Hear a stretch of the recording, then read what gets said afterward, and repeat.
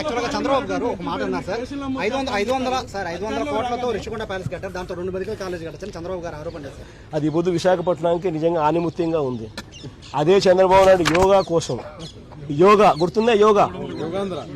యోగా అనేది గుర్తుందా? ఒక్కరోజు ప్రోగ్రాం యోగాకు ఖర్చు పెట్టిందంత 330 కోట్లు.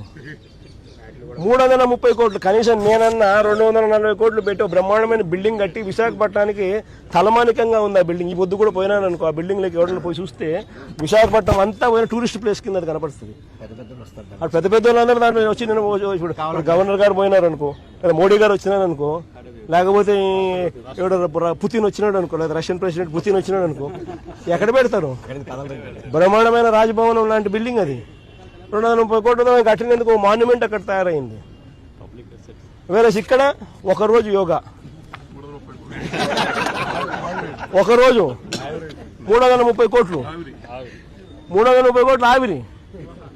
దాన్ని ఏమంటారు? స్కామ్ కాకపోతే అది నా మాటలకే ఖర్చు.